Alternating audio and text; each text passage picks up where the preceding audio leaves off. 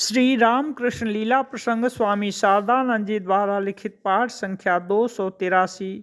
मणिमोहन मल्लिक के मकान पर ब्रह्मोत्सव। श्री रामकृष्ण देव का अपूर्व नृत्य। अपूर्व दृश्य। कमरे के भीतर दैवी आनंद की विशाल लहरें उठती जा रही हैं। सब लोग एक ही साथ अपने को भूलकर कीर्तन के साथ साथ हंसते, रोते और उद्दाम नृत्य करते जा रहे हैं। फर्श पर पछाड़ खाकर गिर रहे हैं, विह्वल होकर उन्मत्त की तरह आचरण कर रहे हैं। और श्री रामकृष्ण देव उन्मत्त भक्तों के उस दल के बीच नृत्य करते हुए ताल के साथ कभी जल्दी जल्दी आगे बढ़ते और कभी उसी तरह पीछे हटते जा रहे हैं। और इस रीति से जब वे जिधर जाते उधर के लोग मंत्रमुग्ध हो उनके अनायास गमनागमन के लिए स्थान छोड़ते जा रहे हैं। उनके हास्यपूर्ण श्रीमुख पर अदृष्टपूर्व दिव्य ज्योति खिल उठी है। प्रत्येक अंग में अपूर्व कोमलता और माधुर्य के साथ सिंह के समान बल का आविर्भाव हुआ है। वह एक अपूर्व नृत्य था। उसमें आडंबर नहीं, उछल कूद नहीं, कष्ट साध्य अस्वाभाविक अंग विकृति या अंग संयम राहित्य भी नहीं था। थी केवल आनंद की अधीरता में माधुर्य और उद्यम के सम्मिलन से प्रत्येक अंग की स्वाभाविक संस्थिति और गतिविधि। निर्मल जल राशि प्राप्त होने पर जिस प्रकार मछलियां कभी धीर भाव से और कभी द्रुत गति से तैरकर चारों ओर दौड़ती हुई आनंद प्रकट करती हैं, श्री रामकृष्ण देव का अपूर्व नृत्य भी ठीक वैसा ही था।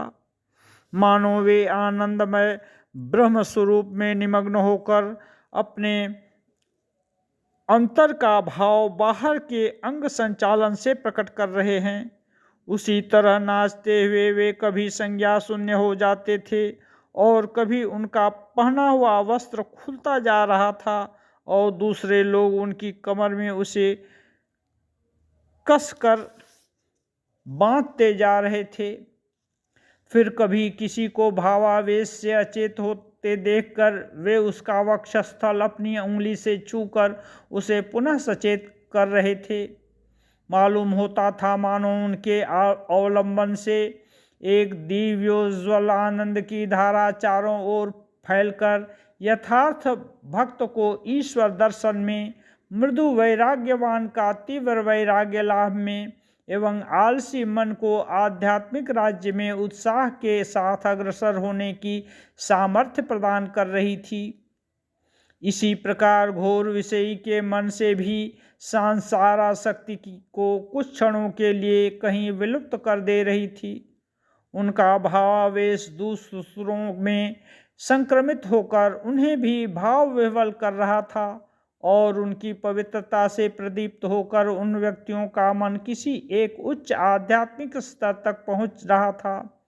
साधारण ब्राह्म समाज के आचार्य गोस्वामी विजय कृष्ण की तो बात ही क्या, अन्य ब्राह्म भक्तों में भी अनेक व्यक्ति उस दिन बीच बीच में भावाविष्ट एवं संज्ञा शून्य हो रहे थे। और सुकंठ आचार्य चिरंजीव उस दिन एक तारा बजाकर नाच रे आनंदमयी छेले तोरा घुरे घुरे, यानी आनंदमयी के लड़कों तुम लोग घूम घूम कर नाचो इत्यादि संगीत गाते गाते तन्मय होकर मानो अपने में डूब गए थे। उस रीति से 2 घंटे से भी अधिक समय कीर्तनानंद में बीत जाने पर एमन मधुर नाम जगते अनिलों के यह पद गाकर सभी संप्रदायों एवं भक्ताचार्यों को प्रणाम करते हुए उस दिन उस अपूर्व कीर्तन का वेग शांत हुआ।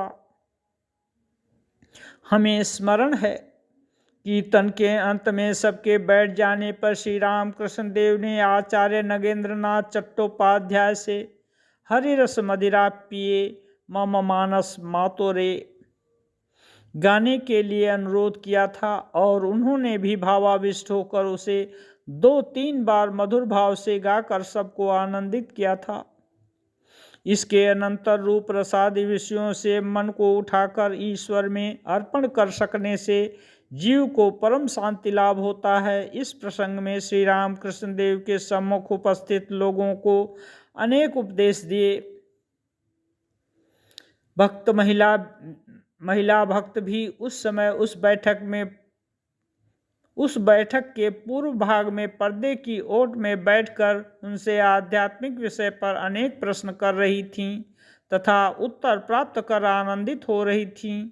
इन प्रश्नों का समाधान करते समय श्री राम कृष्ण देव प्रसंगोत्थित विषय की दृढ़ धारणा करा देने के लिए माँ यानी श्री जगदम्बा का नाम गान आरंभ करके राम प्रसाद, कमलाकांत आदि साधक भक्तों द्वारा रचित अनेक भजन गाने लगे।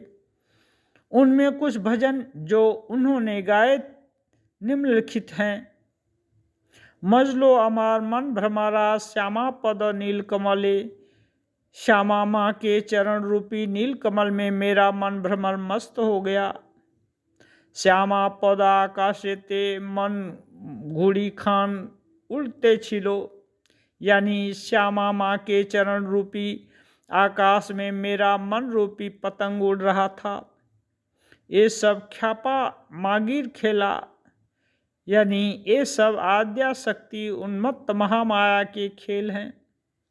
मन बेचारी की दोष अच्छे, तारे केनो दोषी करो मिछे, यानी बेचारे मन का क्या दोष है, उसे क्यों वृथा दोषी बना रहे हो।